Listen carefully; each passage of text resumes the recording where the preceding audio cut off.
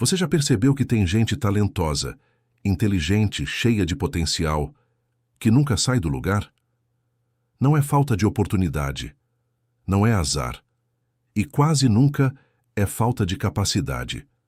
Na maioria das vezes, é medo de parecer iniciante, medo de errar em público, medo de fazer o trabalho que realmente precisa ser feito. A história de hoje é sobre isso, sobre um homem que só começou a prosperar quando parou de viver de aparência e passou a fazer o trabalho que evitava. Por muito tempo ele dizia que estava se preparando, que ainda não era o momento certo, que precisava pensar melhor. Na prática, ele só estava evitando o trabalho que realmente exigia esforço, evitando começar pequeno, evitando parecer iniciante. Ele queria resultado, mas não queria o processo visível. Preferia parecer ocupado do que ser produtivo. Preferia parecer inteligente do que errar em público. Preferia manter a imagem intacta a colocar a mão na massa. E isso tem um custo alto. Enquanto ele se preocupava com como seria visto, o tempo passava. As oportunidades passavam. E a vida ficava exatamente no mesmo lugar. Não era falta de capacidade. Era excesso de vaidade. Ele não vivia uma vida difícil. Vivia uma vida adiada. Ele escolhia bem as palavras. Falava de projetos grandes. Explicava ideias como se já estivesse no topo. Por fora, parecia confiante. Por dentro, estava paralisado. O problema é que viver de aparência exige manutenção constante. Você precisa justificar por que ainda não começou. Precisa explicar por que ainda não deu certo. Precisa sustentar uma versão de si mesmo que ainda não existe. E isso consome energia demais. Ele evitava tarefas simples porque achava que estavam abaixo do nível dele. Ignorava oportunidades pequenas porque não pareciam impressionantes. Adiava o começo, esperando um cenário ideal que nunca chegava. Enquanto isso, outras pessoas, menos preparadas, menos talentosas, avançavam. Não porque eram melhores, mas porque faziam. A comparação começou a doer. E para não encarar a própria estagnação, ele se ocupava ainda mais com o discurso. Era reunião sem execução, planejamento sem entrega, opinião sem construção. Viver de aparência cria uma armadilha silenciosa. Quanto mais você fala, menos você faz. E quanto menos você faz, mais precisa falar para sustentar a imagem. Sem perceber, ele estava preso num ciclo onde o ego comandava as decisões. E o progresso real ficava sempre para depois. Não foi uma grande derrota, nem um fracasso público. Foi algo simples. Ele ouviu alguém, muito menos qualificado do que ele, contar como estava ganhando dinheiro. Sem discurso bonito, sem pose, sem tentar parecer especial. Só trabalho feito, todo dia. Aquilo incomodou mais do que deveria. Não por inveja, mas porque desmontou a narrativa que ele vinha contando para si mesmo. Não faltavam oportunidades, faltava disposição para começar de onde dava. Ele percebeu que vinha escolhendo tarefas pelo status, não pelo impacto, que evitava trabalhos que realmente geravam resultado porque não rendiam admiração imediata. E ali bateu a verdade difícil de engolir. Ele não estava esperando o momento certo, estava protegendo o próprio ego. Enquanto se preocupava com como seria visto, deixava de construir algo concreto. E naquele momento ficou claro, ninguém estava impedindo ele de crescer. Ele mesmo estava. Depois daquela percepção, ele ficou estranho, menos falante, menos empolgado. As mesmas conversas já não serviam. Os mesmos discursos já não se sustentavam, porque agora ele sabia. Sabia que não era falta de talento, nem azar, nem perseguição. Era escolha. Escolha de não começar pequeno. Escolha de não errar em público. Escolha de não se comprometer com algo que pudesse expor limitações. E isso gera um vazio específico. O vazio de quem percebe que estava confortável demais para crescer e orgulhoso demais para admitir.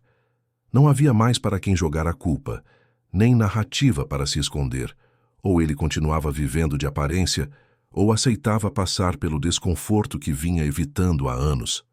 Foi ali que ele entendeu uma coisa simples. Ninguém constrói nada relevante sem parecer iniciante em algum momento. E que continuar parado naquele ponto já não era proteção, era autossabotagem. A virada não veio com empolgação. Veio com uma decisão silenciosa e desconfortável. Ele percebeu que, se continuasse escolhendo tarefas pelo status que traziam, continuaria exatamente onde estava. Então fez algo que o ego resistiu muito. Começou a escolher o trabalho não pelo prestígio, mas pelo resultado direto. Ele passou a fazer o que precisava ser feito, mesmo quando ninguém estava olhando, mesmo quando não rendia elogio, mesmo quando parecia pequeno demais para o potencial que ele acreditava ter. E isso doeu, porque no começo parecia um retrocesso, trabalhar em coisas simples, aceitar funções que ele antes desprezava, voltar para o básico que ele pulou tentando parecer avançado. Enquanto antes ele falava muito sobre o que faria, agora ele passava horas executando coisas que ninguém via. Não tinha post, não tinha anúncio, não tinha validação externa, só entrega. Ele começou a perceber algo incômodo. O trabalho que gera dinheiro raramente é o trabalho que gera admiração imediata. E aí veio a quebra de identidade. Ele teve que aceitar ganhar menos no início. Teve que aceitar errar. Teve que aceitar aprender com gente que ele secretamente achava inferior. Cada uma dessas decisões machucava o ego, mas fortalecia a base. Antes, ele evitava tarefas repetitivas porque achava que não era para isso. Agora, entendeu que repetição é o que constrói competência. Antes ele queria começar grande. Agora começou certo. E isso mudou completamente a relação dele com o trabalho. Ele deixou de perguntar se aquilo o faria parecer inteligente e passou a perguntar se aquilo resolvia um problema real.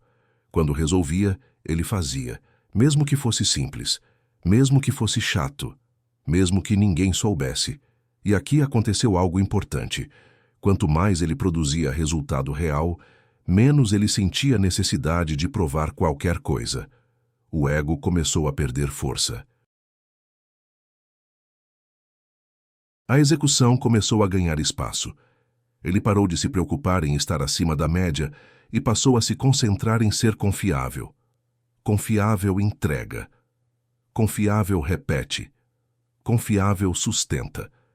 Esse foi o ponto em que a aparência perdeu valor e o trabalho começou de fato a construir algo. No começo nada parecia extraordinário. Não houve explosão, não houve virada milagrosa. Houve repetição, dias muito parecidos uns com os outros, mesmas tarefas, mesmos processos, mesmo esforço. E é exatamente aí que a maioria das pessoas desiste, porque quando o trabalho deixa de ser novidade e ainda não virou recompensa, o ego tenta reassumir o controle. Ele sentia isso todos os dias. A vontade de largar aquilo que não rendia status, a tentação de voltar a falar mais do que fazer, o impulso de procurar algo que parecesse mais inteligente. Mas agora havia algo diferente. Ele já tinha provado para si mesmo que executar funcionava. Então ele continuou. Semana após semana, ele repetiu o básico bem feito. Corrigiu erros pequenos, ajustou processos, aprendeu a fazer mais rápido, melhor e com menos esforço emocional. E isso criou uma coisa rara: previsibilidade.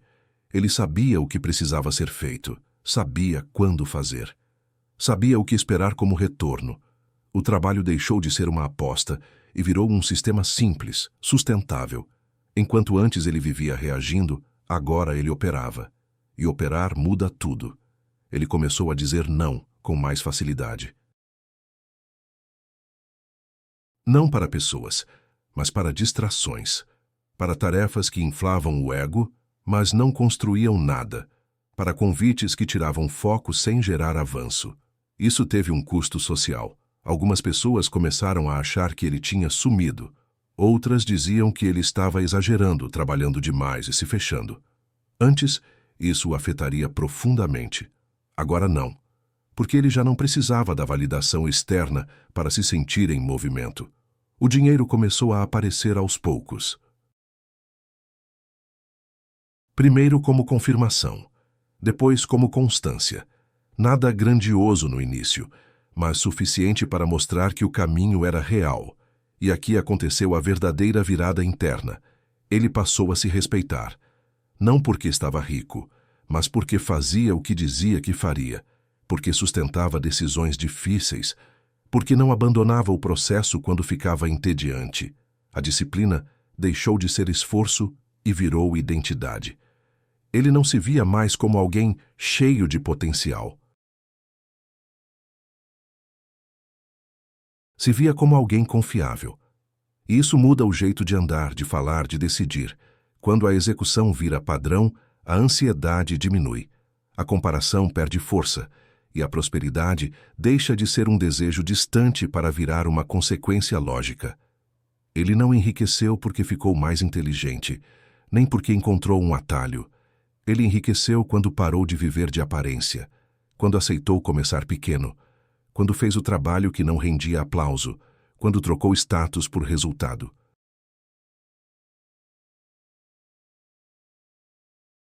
A maioria das pessoas não está travada por falta de capacidade. Está travada por medo de parecer iniciante.